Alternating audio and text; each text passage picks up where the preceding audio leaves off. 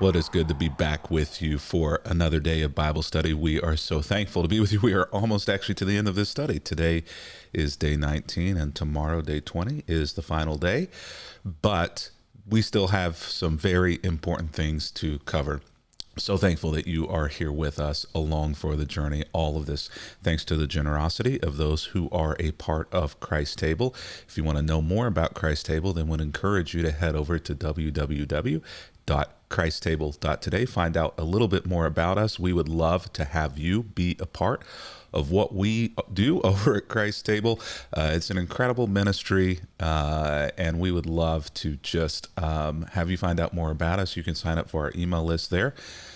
Just visit, actually, it's right over there. Visit that website, www.christtable.today. You can sign up for the email list there, or you can even sign up to give. And one of the great things about giving is we regularly put resources into your hands whenever you are a part of Christ Table. And so we send out every couple of months a box that's just filled with spiritual resources to help you navigate your own spiritual journey, as well as the spiritual journey of your family, if you have a family there at home with you.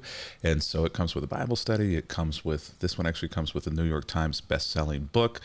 There's also some other goodies in there, and we send these to our regular givers. But if you'd like one, you can either give at www.christtable.today, or you can simply let us know, and then we will get one to you.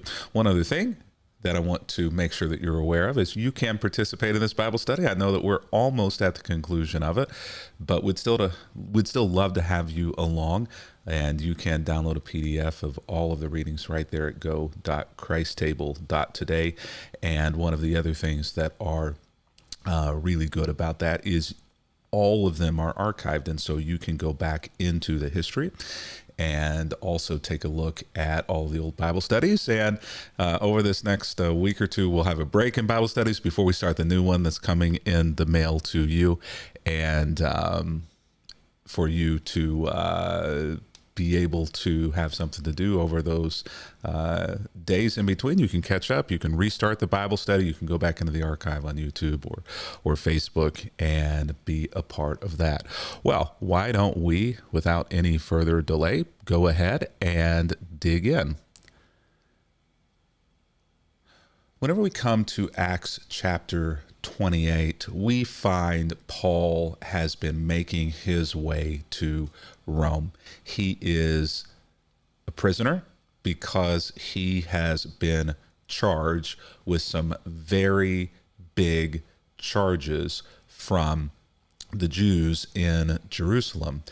And Paul has essentially appealed that decision to Rome, thinking that he will receive a more just audience in Rome than he would anywhere near Israel. But his getting to Rome has been difficult at best.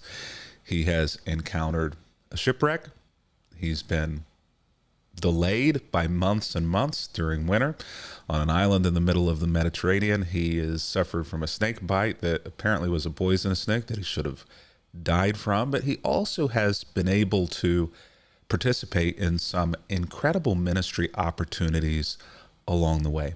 And I think that that may be one of the things that we can really get and understand for ourselves whenever we pay attention to and follow the journeys of Paul through the book of Acts and the other followers of Jesus. There is that, wow, some pretty terrible stuff happens to them. Some things that even I've gone through some stuff, but I look at some of the things that they've gone through, and I think nothing that I've ever gone through rises to the level of what they have endured. But whenever you're the one going through it, it doesn't help, right? For somebody else to say, well, if you think that's bad, you should hear my story.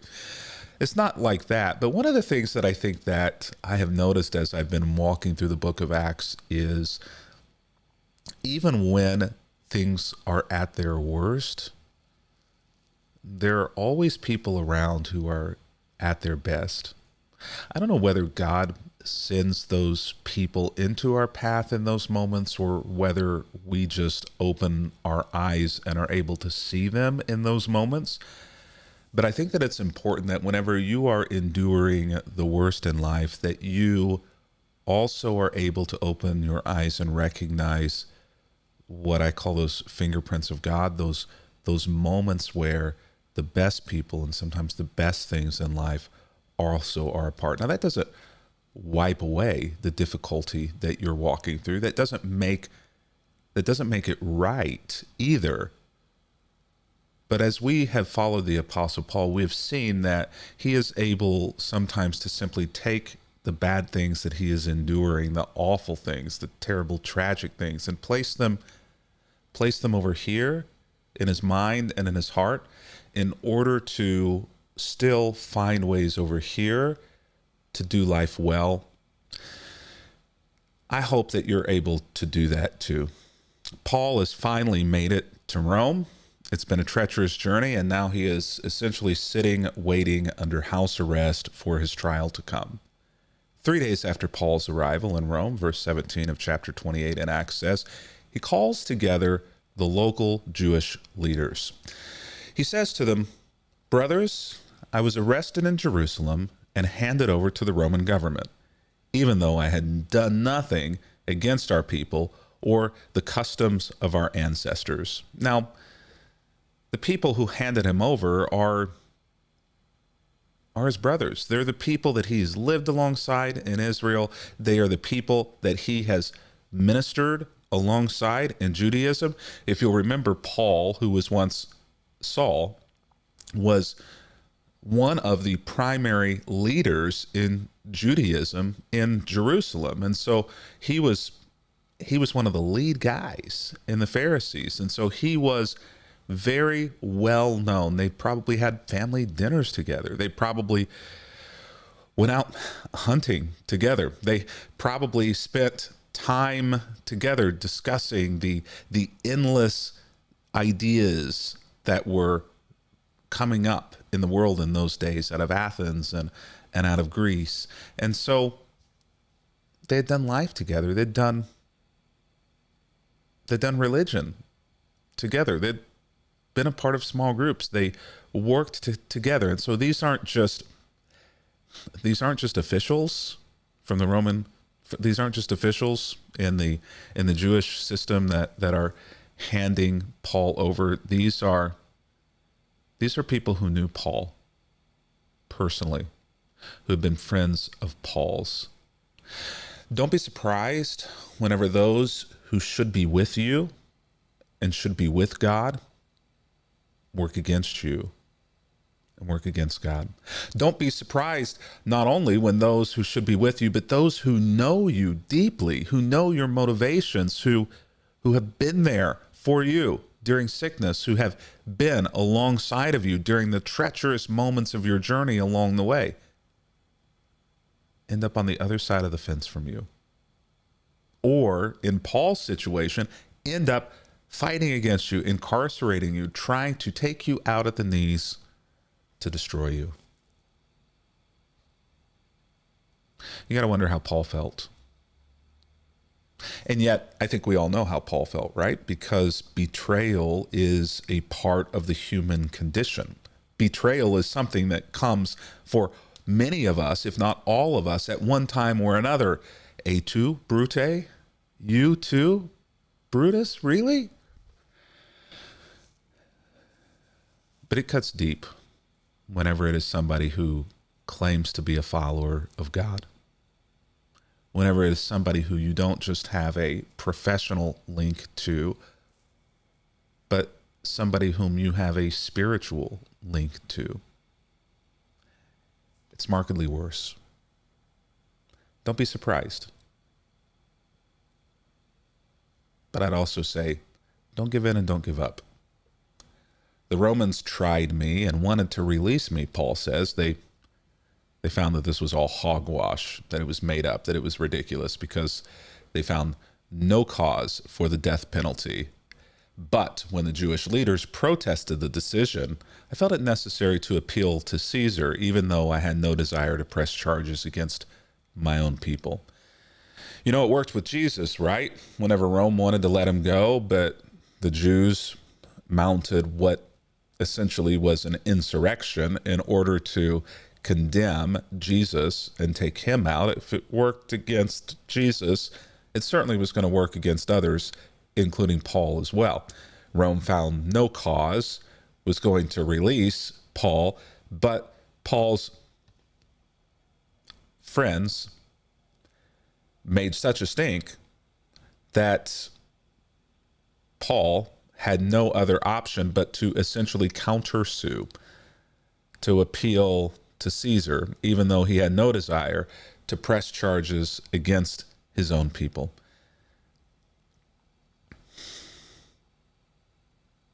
Paul could have just accepted the punishment, even though it wasn't true. You know that in the court of public opinion in Jerusalem and among Paul's old friends, all of these charges had been essentially so talked about, and Paul's character had been so destroyed that what was Paul to do? You know, these people had likely so lied about Paul that they had brought a whole ton of people into their web, so that these people essentially so overwhelmed and so wanted blood that they didn't care whether it was true or not. And the Roman officials are like, what do we do? Everybody hates Paul. Nobody agrees with us, even though we can see that this is hogwash, that this is ridiculous. So Paul is between a rock and a hard place. And usually what happens in these situations is the religious people will start to use religious manipulation. You can't sue your brother or sister in a court of law. You can't stand up and look, all of these people are saying these things about you. It must be true. You can't take this public and let people know what's going on. God would not want his church. God would not want the church to have to endure these kinds of charges, Paul. You have to keep this under wraps, Paul. You need to walk away silently. You need to leave your church. You need to leave your position. You need to stop doing ministry. You just need to basically accept what's being said about you. Though we all know that it's not true, right? But you just need to accept what's being said about you. Shut up, move along, be quiet, take a day job somewhere, Paul. You wouldn't want to hurt the bride of Christ. Paul had no desire to do this, but he knew something that you should know as well. Don't keep quiet so that religious abuse may continue to be a part of the tool set of people who are far from God.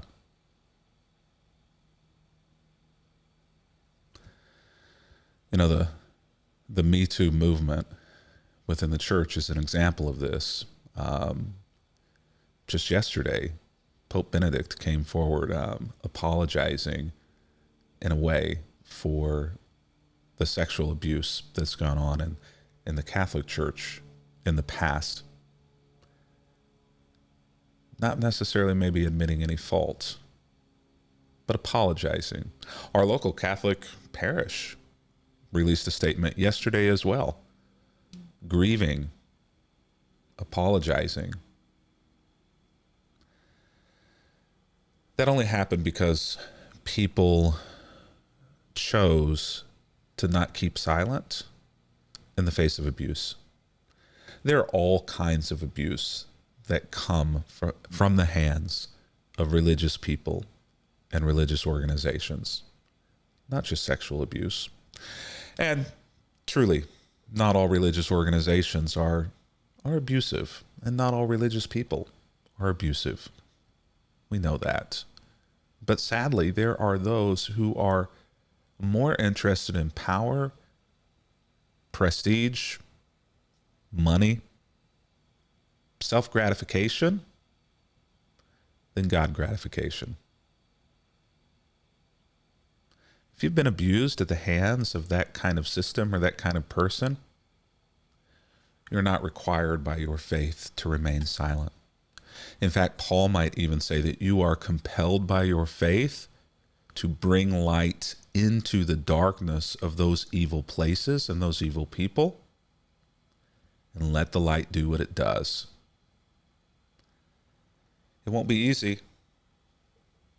Many may turn their backs on you for doing it, but generations after you will thank you for exposing what you've exposed and preventing them perhaps from falling into the web as well.